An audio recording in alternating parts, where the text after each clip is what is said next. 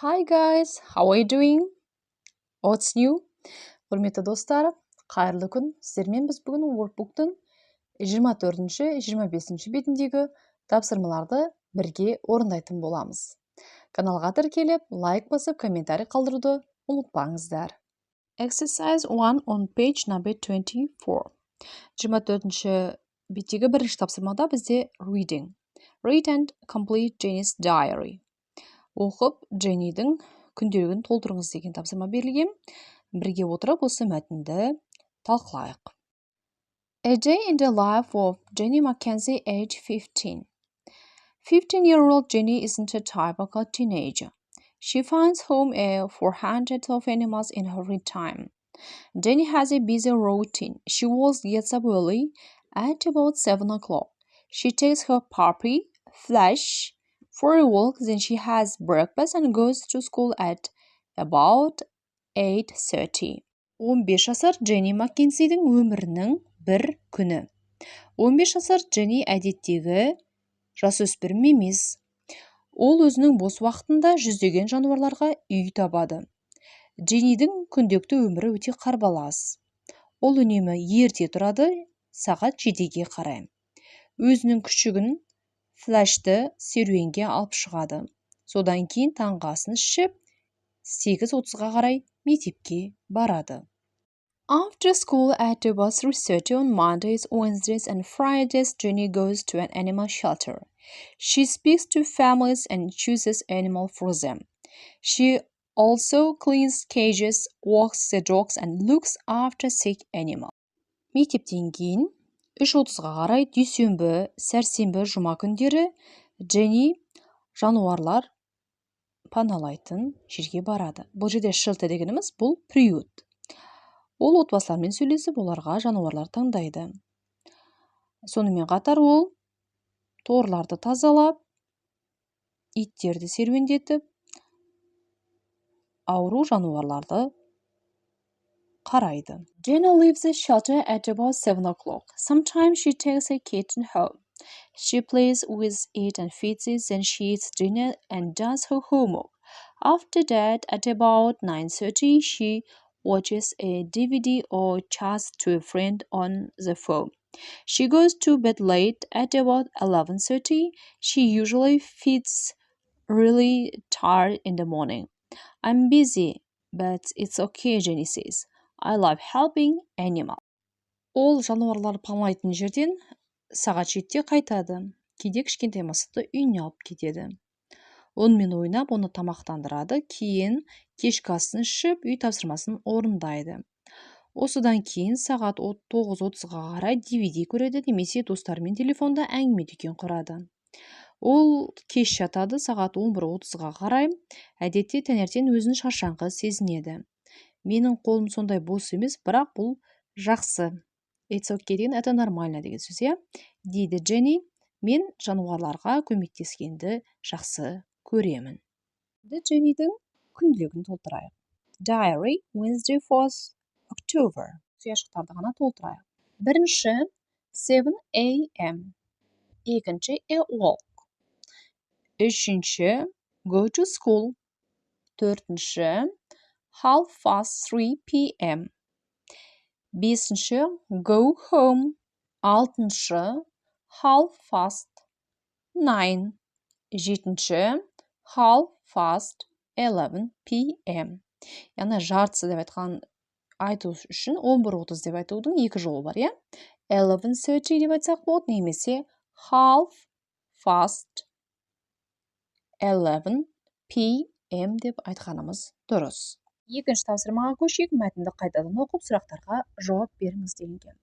What does Jenny do in her free time? Jenny finds homes for hundreds of animals in her free time. Jenny өзінің бос уақытында немен айналысады? Jenny өзінің бос уақытында жануарларға үй табады.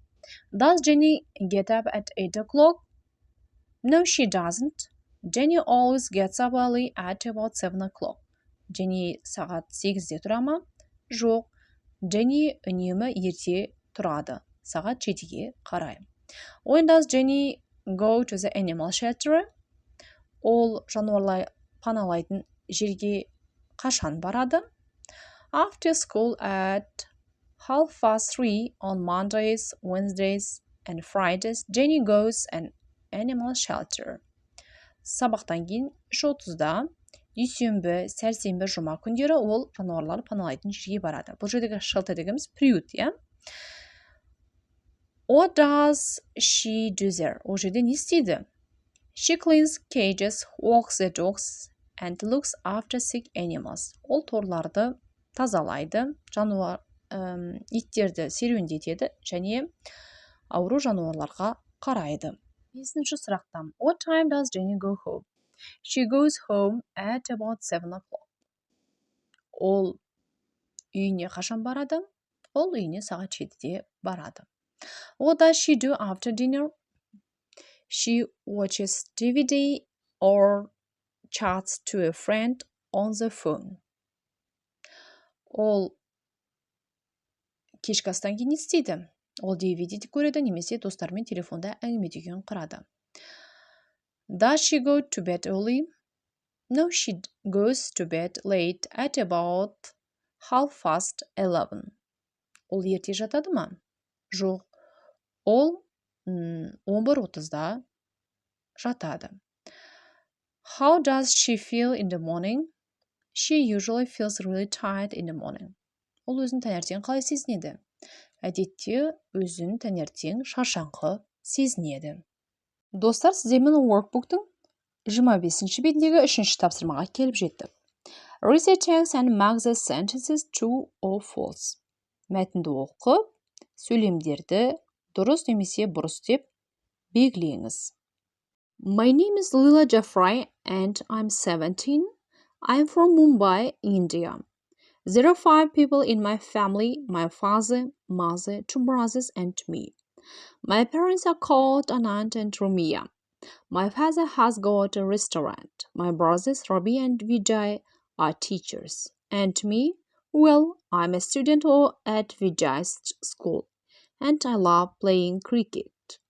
In fact, we all love sports in my family.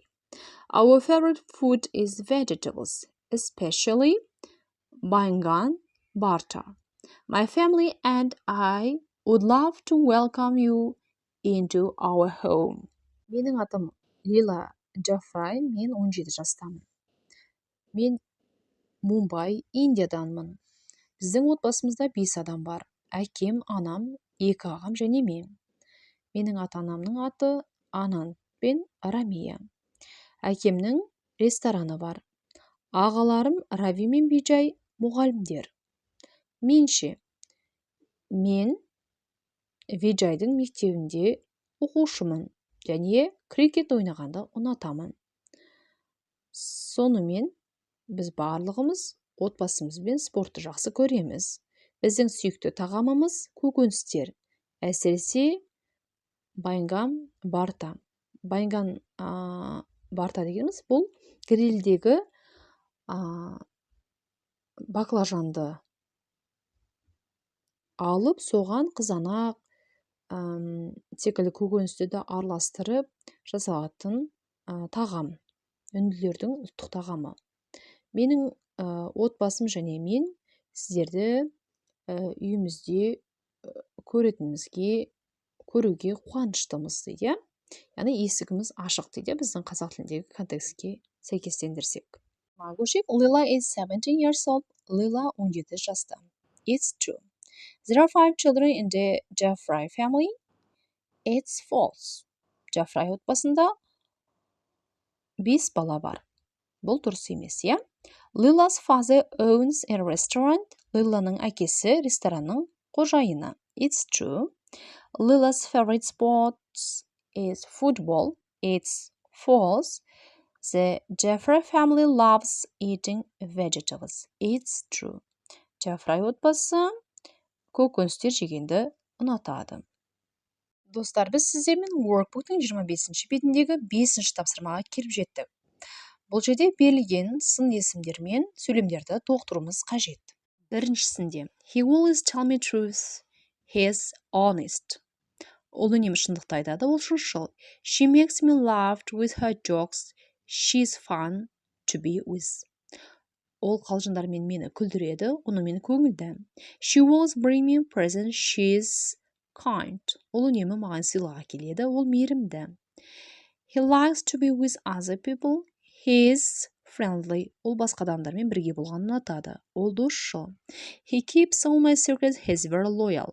Ол менің барлық құпияларымды сақтайды. Ол өте адал. She's always there when you need her help. She's helpful. Ол үнемі сен оның көмегін қажет еткен жерден табылады. Ол пайдалы, немесе көмектескіш деп аударсақ та болады.